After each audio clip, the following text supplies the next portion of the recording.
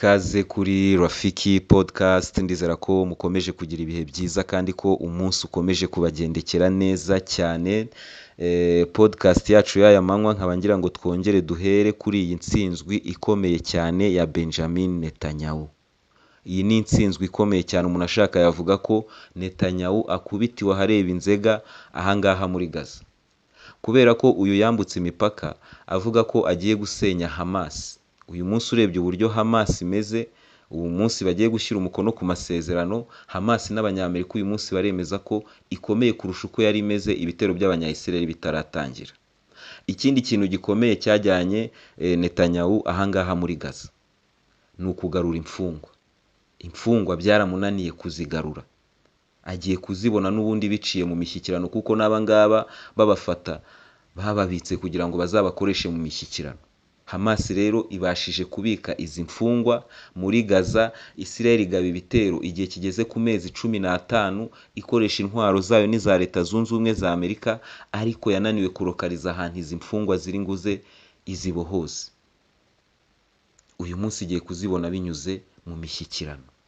Murumva ko Hamas ntabwo ari akantu gato, ntabwo ari akantu gato.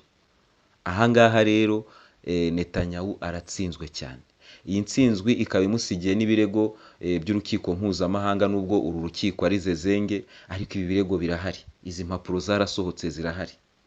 Umuntu akaba yakwibaza niba nyuma y'uko ceasefire itangiye gushyirwa mu bikorwa, nyuma y'uko imihanda muri Gaza imaze gufungurwa, imipaka imaze gufungurwa, ese iperereza rizakorwa? Iperereza rizakorwa ku bwicanyi bwakorewe Abanyagaza.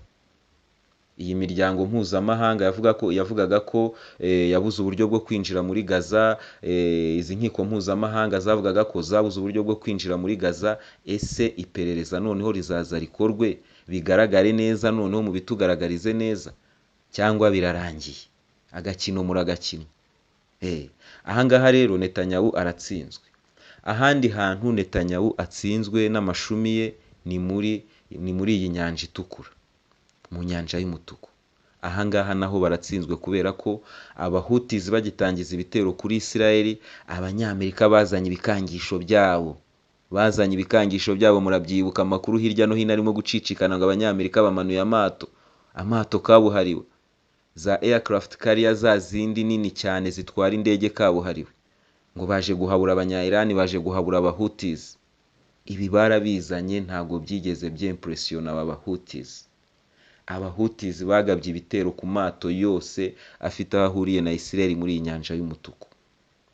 Ibyo rero ni ibintu kugeza uyu munsi Abanyamerika n'Abongereza n'iyo coalition bashatse gukora ngo yo kuza kurwanya Abahutizi ahangaha mu nyanja y'umutuku, uyu munsi batigeze bageraho.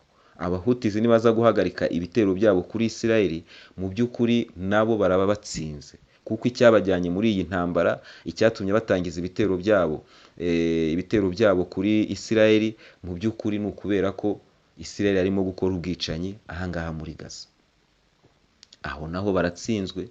Abanyamerika n'amato yabo, mukurira ingofero Abahutizi, mumpereza agakomenti, mumpaka emoji karyoshye cyane muri komenti mwageneye Abahutizi, kuko nabo ni abantu barimo gukora intambara nta bwoba bafite. Abanyamerika bazana indege bakabarohaho amabomba, Abanya-Israel bakazana indege bakabarohaho amabomba, ariko nabo mu gitondo bakohereza izindi, nta bwoba bafite. Aha naho system iratsinzwe, imaze kugaragara ko ntabwo ishobora gukemura ikibazo cyangwa mu nyanja y'umutuku. Ikindi kintu ushaka kuvuga, abantu benshi barimo kuvuga bati Donald Trump arangije iyi ntambara kubera ko abashije guhagarika inyota ya Netanyahu yo gukomeza kwigarurira Gaza, cyangwa se gukomeza kwica Abanyagaza. Abantu benshi baranavuga ko Donald Trump ntabwo yigeze asaba Netanyahu kurangiza intambara, cyangwa se ntabwo yigeze asaba Netanyahu gusinya ku masezerano. Biravugwa ko Donald Trump yamutegetse. Niko ibitangazamakuru n'abasesenguzi ku bitangazamakuru by'Abanyaburayi nabonye bavuga. Bakavuga ko rero iki ari ikintu cyiza, kuko bo nabo bumvaga ko Trump naza azafatanya na Netanyahu gukomeza intambara kuri Gaza, bagashakisha izi mfungwa bakoresheje imbaraga, bagakomeza ibitero byabo kuri Iran, kuko babonaga ko Trump ari umuntu w'inshuti cyane ya Netanyahu wifuza ko Israel yongera kwigarurira ubutaka bw'ibindi bihugu. Ahangaha rero yabatunguye cyane. Kuba yabatunguye baravuga bati Trump reka turebe ko azanadutungura muri Ukraine. Ariko ahangaha baribeshya. Donald Trump yategeka, Netanyahu yatungurana mu bibazo by'ahangaha mu burasirazuba bwo hagati kuko abifiteho imbaraga. Muri iyi ntambara ya Ukraine n'Uburusiya, uwo Donald Trump yategeka ni Volodymyr Zelensky, kuko byose kugera kuri mayo yambara abihabwa n'Abanyamerika. Mu gihe ku rundi ruhande Abarusiya ibyo bakoresha mu ntambara byose nta na kimwe bavana ku ruhande rwa Leta Zunze Ubumwe za Amerika, ndetse murabizi ko bafite n'ibihano byinshi kurusha ibindi bihugu byose Leta Zunze Ubumwe za Amerika yaba yarigeze gufatira igihugu.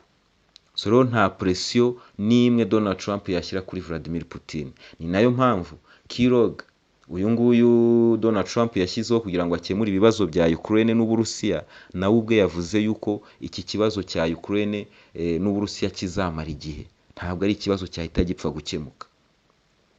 Abanyamerika uyu munsi barumva ko bagomba kumva Uburusiya nibwo bw'uburyo bwonyine bwo gukemura iki kibazo. Ibi ndaza kubigarukaho, ariko tubanze tugaruke ku magambo ya ambasaderi w'Uburusiya muri UN avuga cyane cyane kuri iyi ceasefire, kuko abandi bayobozi hirya no hino bo bagiye bavuga bati ni ibintu byiza bigezweho, ni ibintu byiza bigezweho, ni ibintu byiza bigezweho. Ambasaderi cyangwa se uhagarariye Uburusiya muri Loni bamwita Benzemia, nibagiwe izina rye ntago ndimo gusoma, yavuze ati ceasefire igezweho muri Gaza na Israel twizere ko ari itangiriro ry'amahoro. Israel igiye gutangira kumvikana n'ibi bihugu, ikareba uburyo yakubaha Libani, ikumvikana na Libani, yanakubaha n'ubusugire bwa Syria. Impamvu akankazanye Donald Trump dushobora kuba turimo kuvuga yuko yahabuye Netanyahu, akaba yamukanza akamubwira ati nukomeza ntabwo nzagufasha, sinya amasezerano. Ariko ku rundi ruhande wenda Donald Trump akaba yahaye Netanyahu ingurane. Netanyahu ashobora kuba yahawe ingurane, kuko ku rundi ruhande Netanyahu mu kwemeza ko Israel iri businye kuri aya masezerano, aba bantu bamushyigikiye bari mu butegetsi bwe bifuza ko akomeza intambara, ni ibintu byabarakaje cyane. Ni ibintu byabarakaje ku buryo agiye gutangira guhura n'ibibazo bivuye mu ishyaka rye n'abantu bari basanzwe bamushyigikiye. Ikintu rero kizabasha gukaruma situation Donald Trump ashobora kuba yahaye abanya-Israel, musengera igihugu cyitwa Syria.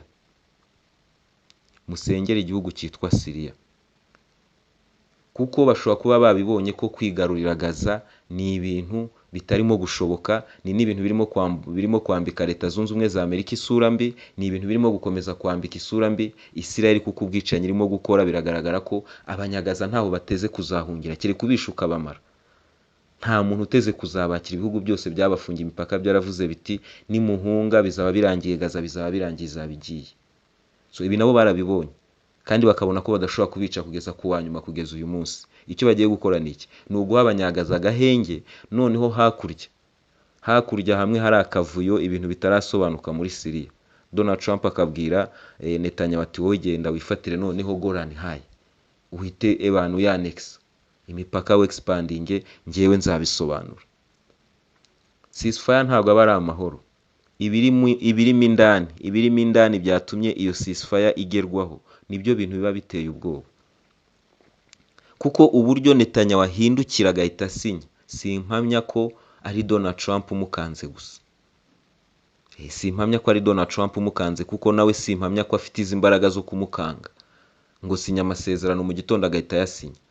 Mu by'ukuri simpamya ko Donald Trump afite izi imbaraga, kuko n'ubundi Israel igumye muri iyi ntambara, Leta Zunze Ubumwe za Amerika zakwisanga zigomba kurwanira Israel byanze bikunze. So rero niyo mpamvu nge nemeza ko Netanyahu ku rundi ruhande ashobora kuba yahawe ingurane. Ni ibintu byo gutegereza tukaza kureba. Ni ibintu byo gutegereza tukaza kureba ibigiye gukurikiraho muri ubu burasirazuba bwo hagati. Iyi ceasefire izubahirizwa ni kimwe abantu bakomeje kwibazwaho. Bakomeje kwibazaho ikaba ari ceasefire izakurikiranwa n'igihugu cya Misiri na Qatar na Leta Zunze Ubumwe za Amerika, ariko ubwo Leta Zunze Ubumwe za Amerika yo ntago muyibara, ubwo nibyo bihugu bizakurikirana niba ceasefire irimo kubahirizwa. Ariko icyo kintu mukibazeho, ni ikintu gikomeye cyane. Hanyuma tugaruke kuri aba banyaburayi. Abanyaburayi kubera kuba umurizo w'abanyamerika, nta ruhare bakigira mu bibazo bibera hirya no hino ku isi. Aho umunyamerika ari, abanyaburayi baburizwamo. Ni ukuvuga ngo papa wabo aba ahari, nta mpamvu y'uko n'abana baba bahari. Aha muri ibi biganiro byaberaga i Doha, nta ruhare rw'abanyaburayi. Ni nako bizagenda mu biganiro bya Ukraine n'Uburusiya, kuko Uburusiya ntabwo bwumva impamvu yatuma buganira n'abanyaburayi. Kuganira n'abanyaburayi ni uguta umwanya. Aba ngaba ni intama zigenda zikubitwa ziganishwa mu nzira z'abanyamerika, bakagenda nta no kubaza. Kuko uyu munsi murabibona ko Uburusiya buri kuvanwa ku masoko ya gaze na peteroli mu Burayi, kandi ni ibintu bitarimo kwaranja abaturage b'abanyaburayi, ni ibintu birimo kubazamurira ibiciro. Ariko abayobozi b'abanyaburayi bo bari muri iyo nzira tu, barimo kugenda. So Vladimir Putin nta mpamvu yo kuganira n'aba ngaba. Mu kanya nahoze mbona ibyo Maria Zakharova yavuze kuri biriya bitero by'abanya-Ukraine bagabye kuri iyi sitasiyo ya gaze. Aravuga ati ibi bitero ni ibitero byakozwe mu bufatanye bukomeye cyane n'abanyamerika, kuko abanyamerika nibo bashaka guhagarika n'iyi gaze ica muri Turukiya. Yavuze ati ni ibikorwa byateguwe ku bufatanye bukomeye cyane na Leta Zunze Ubumwe za Amerika. So rero murumva ko uwo bagomba kuganira nta wundi, nk'umunyamerika niho ushyiraho ibihano bose bagakurikira. Ejo umunyamerika navanaho ibihano, abanyaburayi bose bazabivanaho. So murumva nta mpamvu yo kuganira n'abanyaburayi. Mu kanya Minisitiri w'Ububanyi n'Amahanga w'Abafaransa arimo kuvuga ati dukeneye kuba twicaye muri ibi biganiro, kuko ni ibiganiro bireba umutekano w'abanyaburayi. Ariko mu by'ukuri papa wanyu arahari, Leta Zunze Ubumwe za Amerika zizaba ziri muri ibi biganiro ziri kuganira, bazababwira umwanzuro wafashwe, nta kindi mukurikire. Kuko niko karora abanyaburayi bahisemo kugeza uyu munsi. Niko gakino bemeye gukina, ni ukuba umurizo wa Leta Zunze Ubumwe za Amerika. Aho birimo kuganira nk'uko nabivuze mu gitondo, ni uko Uburayi buri kuburizwamo muri issue zikomeye zose ku isi. N'ikibazo cya Taiwan ni cyiza, Uburayi ntibuze. Kuko muribuka intambara muri Ukraine igitangira, Macron yinjira muri iki kibazo yari arimo kukinjiramo nk'umuperezida uyoboye igihugu gifite ubusugire bwacyo cyigenga 100%. Kuko yaravugaga ati nta mpamvu yo kudiaboliza Vladimir Putin, tugomba gukomeza tukaganira. Muribuka ko yanagiye i Moscow, usibye ko yahuriyeyo n'uruva gusenya, ndaje mbibutsa aka gastori. Aravuga ati tugomba gukomeza tukaganira na Vladimir Putin. Iyi nzira Macron yari arimo kunyuramo, muribuka ko na nyuma yaho yahamagaye Vladimir Putin, nyuma yaho nk'icyumweru kimwe cyangwa bibiri, yari inzira nziza. Ni nayo nzira Donald Trump agaruye. Ubu bose barimo kwibaza uburyo bwo kumwirukanka inyuma, kandi bari bamaze igihe bavuga yuko nta muntu ugomba kuvugana na Vladimir Putin, nta muntu ugomba guhura nawe, agomba kujya mu kato rwose. Uyu munsi rero bagiye kubyigana bashaka uburyo bahura na Vladimir Putin. Kubera iki? Daddy, papa wabo Leta Zunze Ubumwe za Amerika agiye guhura na Vladimir Putin, none barifuza kuba bicaye muri iyo nama. Byarabananiye guhura na Vladimir abanyaburayi barasekeje. Mbibutse rero agastori ka Macron, wenda haba hari abantu batigeze bakurikirana. Macron buri ajya mu Burusiya, yagezeyo yanga gufata urukingo rwa coronavirus rw'Abarusiya. Murabizi ko niyo ntambara yari ikomeye cyane. Abanyaburayi barimo gupfobya inkingo zakorewe ahandi, bapfobya izakorewe mu Bushinwa, bapfobya izakorewe mu Burusiya, nabo byagera mu Burayi abanyamerika bagapfobya izabo. Ni intambara y'inkingo yari iteye ubwoba cyane. Macron rero ajya mu Bufaransa aramubwira ati ugomba gufata urukingo rw'Abarusiya. Yanga kurufata. Yanze kurufata, mwarabibonye bamukubise ku meza ituruka nka hano ikagera mu mujyi rwagati. Ameza maremare n'ifoto, buri wese n'umuntu udakurikira geopolitiki iyi foto yarayibonye. Bamukubita ku meza areshya gutyo. So rero murumva ko abanyaburayi mu by'ukuri birimo kugenda bigaragara ko batakaje ubusugire bwabo. Ni abantu bakoreshwa na Leta Zunze Ubumwe za Amerika. Igihe cyose rero bazajya bategereza Leta Zunze Ubumwe za Amerika zibabwire icyo gukora. Ikindi kintu navuga ni ku magambo ya Maria Zakharova. Maria Zakharova yagarutse ku busugire bwa Syria mu magambo yiwe yagarutse ku busugire bwa Syria, agaruka ku ntambara iri kubera muri Libani, avuga ko iyi ceasefire igezweho hagati ya Gaza ndetse na Israel ari inzira igomba gukomeza bikagera no muri ibi bihugu. Ariko ageze kuri secrétaire général wa NATO yamuhaye ibye. Muribuka ko uyu nguyu amaze igihe ari guhabura abanyaburayi ababwira ati mugomba gutangira kwiga Ikirusiya vuba, niba mudashaka gushora mu ngabo, mudashaka kubaka ingabo zanyu, mutangire mwige Ikirusiya kuko Uburusiya bugiye kubigarurira. Ahangaha rero Zakharov akaba yamusetse cyane akavuga ati ibyo bihuha byanyu muhora muvuga ngo Abarusiya bazigarura uyu ni ibintu abantu bose bafite ubwenge babasha kumva. Ati ahubwo wowe ku giti cyawe, Maria Zakharov avuga abwira uyu secrétaire général wa NATO, aramubwira ati wowe kugira ngo byibura ubashe gutekereza neza, ubashe no kwiteza imbere, utere imbere mu myumvire, biragusaba ko wiga Ikirusiya hakiri kare. We yamusabye kwiga Ikirusiya hakiri kare. Dukomereze noneho kuri Mark Rubio. Uyu nguyu nuwo Donald Trump ari gushyiraho kugira ngo azabe secrétaire d'État wa Leta Zunze Ubumwe za Amerika, ni nka minisitiri w'ububanyi n'amahanga. Uyu nguyu arimo aravuga amagambo arimo gutera ubwoba cyane abanya-Ukraine. Arimo aravuga amagambo mu by'ukuri arimo gutera ubwoba cyane abanya-Ukraine, kuko nk'uyu munsi mu ijambo rye yavuze ati Ukraine irimo gushiramo abanya-Ukraine. Abanya-Ukraine ntibakiba muri Ukraine. Amamiliyoni n'amamiliyoni y'abanya-Ukraine yavuye muri Ukraine ntashaka kugaruka muri Ukraine. Avuga ati ibikorwa remezo birimo gusenywa, birimo gushyirwa hasi, ibikorwa remezo by'amashanyarazi, gaze. Ati Ukraine irimo gusenywa ku buryo nyuma y'intambara nitutareba neza tuzasanga Ukraine irimo gusabwa amamiliyari n'amamiliyari y'amadolari kugira ngo yongere kwisana, yongere gusana ibyo bikorwa remezo byose birimo gushyirwa hasi. Ati rero ni igihe cyo guhagarika iyi ntambara y'ubusazi. Aya magambo wayongera kuri uyu mugabo nanone Donald Trump yatoreye kuyobora CIA, nawe wavuze yuko intambara igomba guhagarara, kuko uko iyi ntambara irushaho kugumaho, uko barushaho kugenda begera kuba bakozanyaho n'Uburusiya, we yemeza ko ari danger ishobora gushyira isi mu ntambara ya gatatu y'isi yose, ari ibintu bishobora kwinjiza isi mu ntambara kirimbuzi. We yavuze ko barimo gukina na danger. So murumva ko timu yose ya Donald Trump mu by'ukuri kirimo gushyira imbere ni ukuza kurangiza iyi ntambara, kubera ko usibye kuba bemera ko bakoze amakosa, ariko no barabibona ko muri ayo makosa yabo baratsinzwe. Ubundi nicyo kintu cya mbere. Iyo Ukraine iza kuba irimo gutsinda, ntabwo abangaba bari kuza bavuga bati mwakoze amakosa, intambara nihagarare, Uburusiya bufite ukuri nk'uko barimo kubivuga ubu ngubu. Oya, bari kuza bakomerezaho bakubita Uburusiya. Ariko kubera ko Uburusiya bwatsinze, niyo mpamvu barimo kuza kuganira.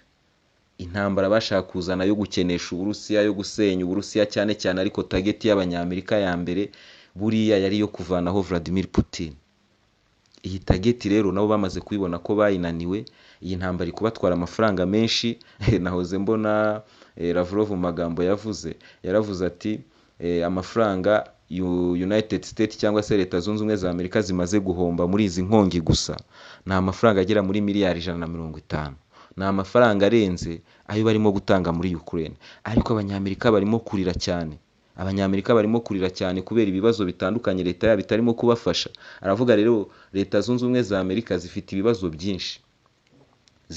byinshi zakagombye kuba zishyiramo ayo mafaranga byafasha abaturage babo. Ibi rero nibyo aba barepublike baje gukora. Ni iko gakino k'abanyamerika. Hari abateza intambara, hari abaza kuzisoza. Ubu mu by'ukuri Leta Zunze Ubumwe za Amerika zigiye gusohokamo zemye. Bizagorana kuvuga ko batsinzwe, ariko mu by'ukuri nk'uko mpora mbivuga, yego abanyamerika bagiye kubikira, ariko NATO muri rusange, kandi NATO ihagarariwe na Leta Zunze Ubumwe za Amerika, aho niho batazaducikira.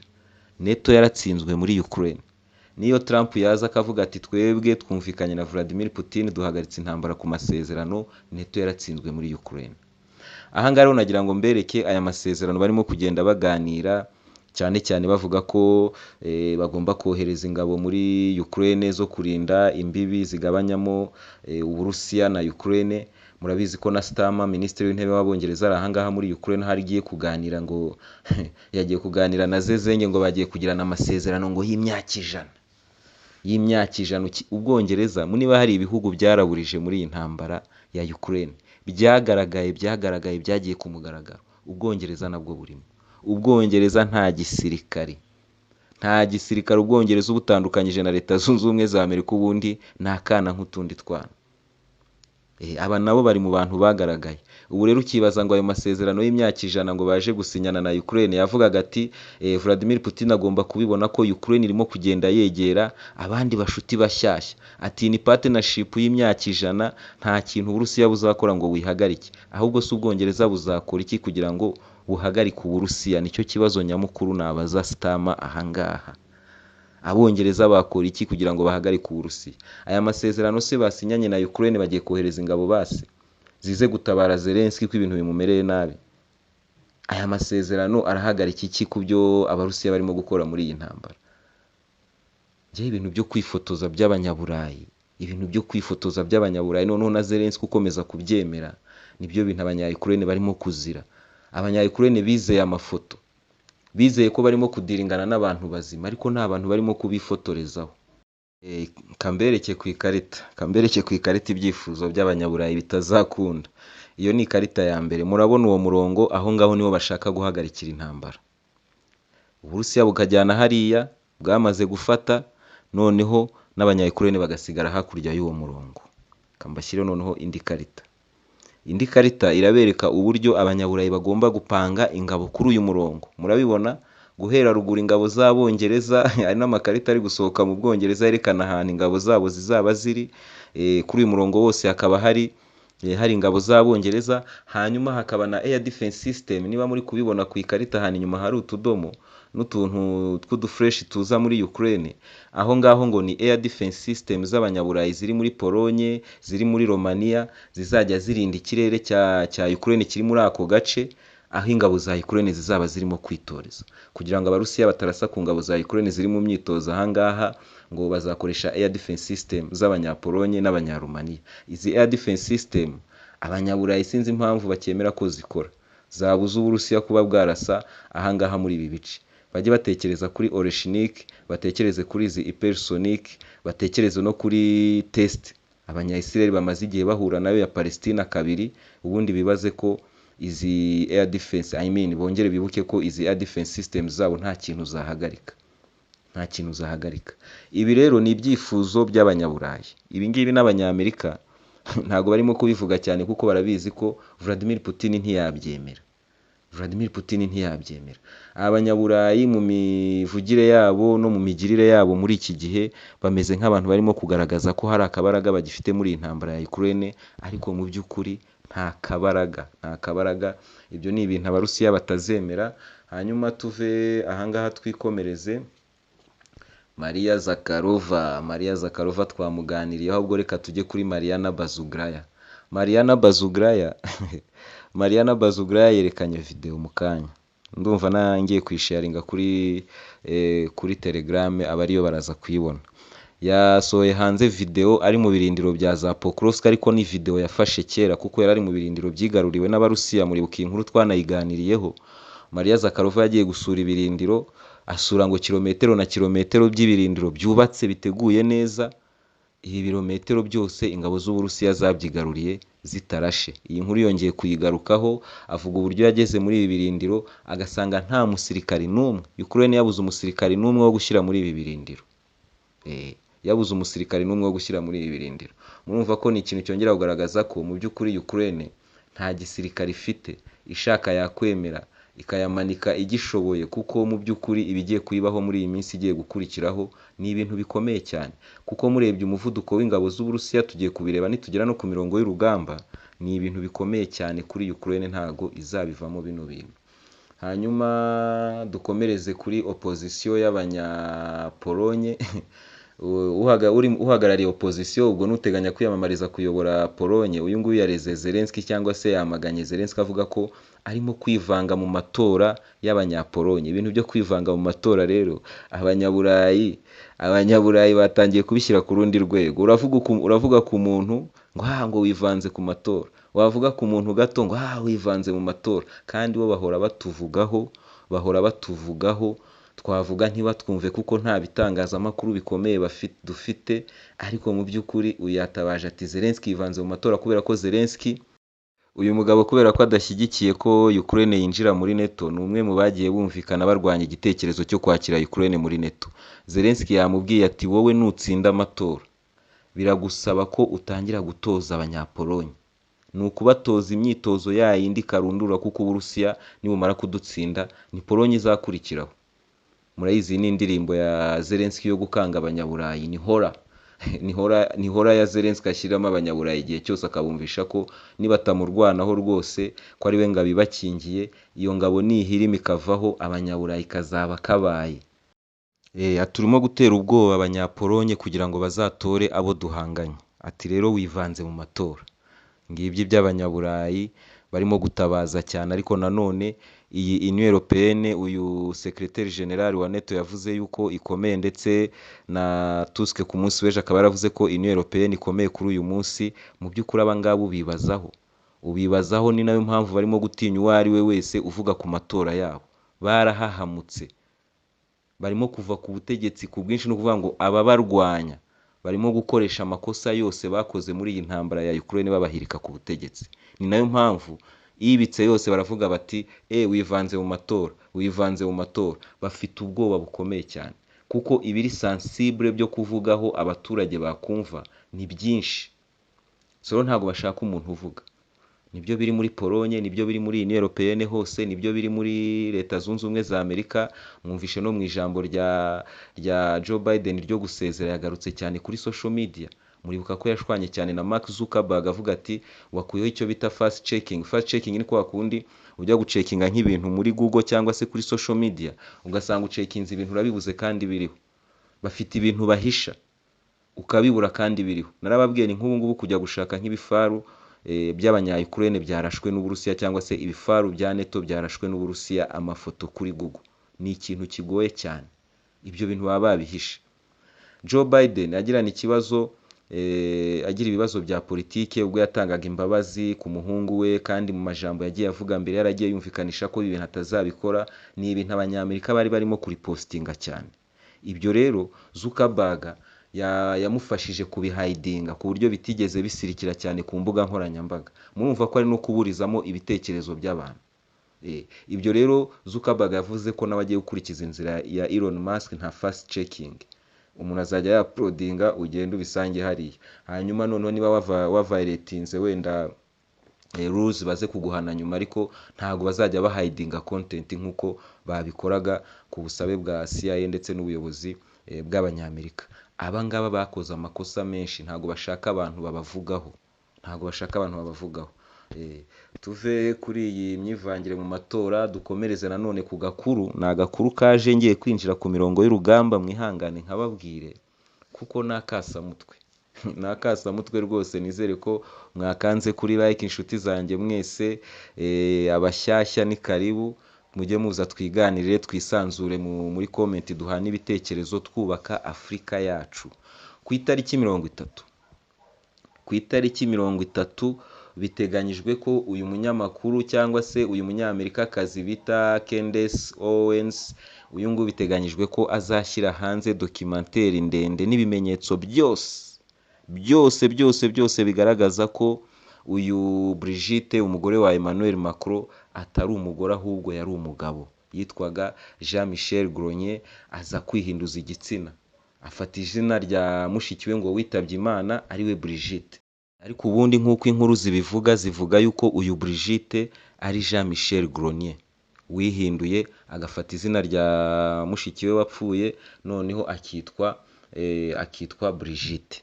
Kugeza uyu munsi uyu mugore wa Emmanuel Macron ntarabasha kugaragaza amafoto ye yo mu bwana, amafoto agaragaza ko uyu munyamakuru arimo kubeshya. Uyu munyamakuru rero ashobora kuba yarabonye ibindi bimenyetso byinshi cyane bigaragaza ko uyu mukecuru Brigitte mu by'ukuri yari umugabo wihinduje igitsina, kuko amafoto ye bavuga ko yatangiye kugaragara ari uko agiye muri couple na Emmanuel Macron. Niyo mpamvu njya mbabwira nti Macron mujye mumwitondera, ni ambasaderi wa Sekibi kuri iyi si ya Nyagasani.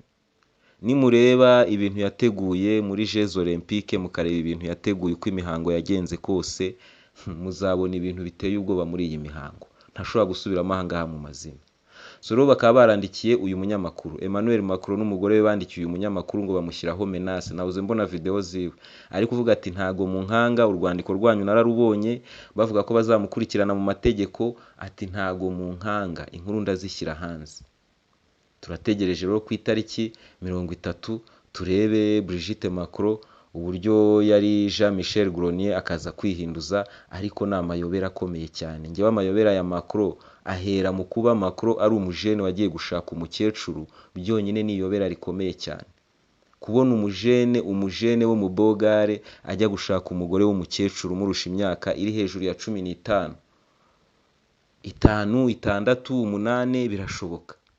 Umuntu wakwigishije muri primaire ukajya kurongora maîtresse, aho ngaho harimo akabazo, harimo iyobera rikomeye cyane. Twikomereze tuve kuri Jean Michel Gronier, tuzagenda tubigarukaho, inkuru nizijya hanze. Dukomereze ku mirongo y'urugamba. Ku mirongo y'urugamba muri Kursk intambara ikomeje gukomera cyane. Ku munsi w'ejo Abarusiya nanone bakoze operation yahitanye abasirikari bakuru ba Ukraine bari bavuye mu buyobozi bukuru bw'ingabo za Ukraine, bari baje muri Sumi gutanga orders, kuko hano amakuru aravuga yuko Abarusiya boparetinze ahantu hari ibirindiro, headquarter y'abanya-Ukraine. Headquarter z'abanya-Ukraine muri Sumi zihora zimuka, bahora bahimba izindi. Abarusiya bazivumbura cyangwa se babona hari menace z'uko zishobora kugaragara bakajya gucukura ahandi, bahora bazimura. Ahangaha rero hari headquarter bari bamaze iminsi bakurikirana. Ni headquarter bivugwa ko Abarusiya bayivumbuye mu gihe cyashize, ariko barakomeza barayikurikirana. Ahangaha rero hari harimo kubamo inama, kuko hari ba kamanda bakuru bari bavuye, niba ari Kiev, niba ari hehe, ibirindiro bikuru by'ingabo za Ukraine ziri, nkeka ko ashobora kuba ari na Kramatorsk, kuko naho hari icicaro, hari Kramatorsk, hari na Nikolaev.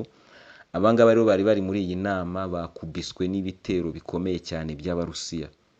Ni ibitero byasenye ikoranabuhanga ry'abanya-Ukraine, ryahitanye abasirikari benshi, ryahitanye ibifaro byinshi, mu mugambi wo gukomeza gutanga support muri Kursk. Ariko nanone aha muri Kursk amakuru arimo kuhava, aravuga yuko ingabo za Ukraine zabashije gutanga renfort cyangwa se support ku ngabo zirimo kurwanira muri aka gace kari hejuru hagana muri za Malayarokna. Intambara irakomeye cyane muri Kursk, abanya-Ukraine bari gushyiraho imbaraga nyinshi, nayo mpamvu n'izo ambushi zirimo kubabaho, nuko barashaka kugira success ku bubiko bwiza ahangaha muri Kursk. Ariko ikirimo kugaragara, iminsi yabagendanye. Donald Trump yageze muri office, hasigaye iminsi ngahe? Retrant ni ryari? Nejo bundi, niba atari ku cyumweru Trump azarahira. Ni kwa kangahe? Mumbwire muri comment, ariko ndabizi bishobora kuba ari ku cyumweru. So murumva ko Zelensky mu by'ukuri iminsi yamugendanye, nta success ashobora kugira ahangaha muri Kursk yatungurana. Ikindi kandi ni ibitero by'Abarusiya n'ubundi bikomeje ahangaha muri Pokrovsk. Muri Pokrovsk nabonye noneho n'ibitangazamakuru by'abanyaburayi byatangiye kugaruka ku ntambara iri kuba muri Malayarokna, muri Velika. Batangiye kugaruka ku bitero birimo kubera muri Velika, batangiye kubiganiraho, kubera ko kuri bo nibwo bigitangira, kandi kuri twebwe turabibona ko Velika ni nkaho yamaze kugotwa. Ubwo Abafaransa baherukagayo, buriya ni nka reportage baba baragiye guturuna nko mu byumweru nka 2 bishize, bashyizeho uyu munsi baganira n'ingabo za Ukraine, zari zirimo kubabwira ziti ikirimo kugaragara ahangaha nuko Abarusiya ntabwo bari bwinjire muri Velika direct. Ati biragaragara ko babonye isomo mu ntambara yabereye Bakhmut, kuko muribuka ko Bakhmut yo baje bayinjiramo. Uyu munya-Ukraine yavuze akantu kankoza ahantu mu bwenge, numvise gashobora guha gafite ahantu gahuriye n'ukuri. Yavuze ati Abarusiya batakaje abasirikari benshi muri Bakhmut. Muri iriya ntambara Abarusiya birashoboka ko bahatakarije abasirikari benshi, kuko Prigozhin wavugaga ahubutse utarabeshyaga, yaravuze ati icyizere cy'umusirikari muri Bakhmut, icyizere cy'umusirikari cy'ubuzima cyo kubaho ni iminsi 4 rwose. Iyo uyimaze, umuntu wese uri muri Bakhmut kumara iminsi n'ikarenga, ubu uri umurame, ubu uri umuntu warambye cyane. So rero murumva ko n'Abarusiya bashobora kuba barahatakarije abasirikari benshi. Uyu musirikare akavuga ko ariyo mpamvu Abarusiya ubu ngubu batakiza ngo binjire mu mujyi. Kubategereza mu mujyi ni ikintu kidashoboka. Ati muri Bakhmut twaragiye twubaka za beto, ku buryo Abarusiya bazaga bagakubitaho bagasubira inyuma. ariko kubera ko bari binjiye mu mujyi n'ibintu byabagoye cyane. Atangaha rero izi beto n'ibirindiro by'umutamenwa tuba twateguye barabizenguruka. Atubu bazaca ruguru bace hepfo, tuzajya dushiduka agace barimo kukagota. Ni umusirikare wa Ukraine wenyine wabyivugiraga aganira n'aba Bafaransa. So rero kuri bo nibwo ingabo z'Uburusiya zirimo kwinjira muri Velika, nibwo ingabo z'Uburusiya ziri kwinjira muri Pokrovsk, nibwo ingabo z'Uburusiya ziri kwinjira muri Toretsk, kandi aho hantu hose hamaze gufatwa. Ubu ngubu aha ngaha mu nkengero za Kurakovo ikirimo kuvugwa cyane ni Dachine. Dachine ingabo z'Uburusiya zamaze kugera mu mujyi umujyi muri aka gace rwagati, muri Dachine bamaze kugeramo. Ubu niho barimo kurwanira intambara irakomeye, kandi telegram ziri kuvuga ko intambara cyangwa se urugamba rwa Dachine ruri muri faze ya nyuma. Niko barimo kuvuga, urugamba rwa Dachine ruri muri faze ya nyuma. Ubu mu masaha ari imbere turaza gutangaza Dachine mu duce twamaze gufatwa n'ingabo z'Uburusiya. Mukaba mubizi ko iyi yose ni intambara irimo kugenda izenguruka Kurakovo yigarura ibirombe byose. Andi makuru yagiye hanze nuko Ukraine yaturikije bimwe mu birombe biri aha ngaha mu nkengero za Pokrovsk ndetse n'ibindi bakaba babifunze. Akaba ari igihombo gikomeye cyane kuri production y'abanya-Ukraine, kuko ni kimwe mu byari babatunze, ndetse n'inganda zabo niba zikibaho za gisirikare. Ubutare bwa fer bwavaga aha ngaha mu nkengero za Pokrovsk ni ikintu cyafashaga cyane abanya-Ukraine muri izo nganda zabo, ariko cyane muri export. Ibi byose ni ibibazo bikomeye ubukungu bwa Ukraine bugiye gutangira guhura nabyo mu gihe kiri imbere. Ibirombe rero muri Pokrovsk barabiturikije baranabifunga, ubu ntago bikirimo gukora. Ntago bikirimo gukora, bitegereje ba nyirabyo. Bitegereje ba nyirabyo. Amahoro kuri mwese.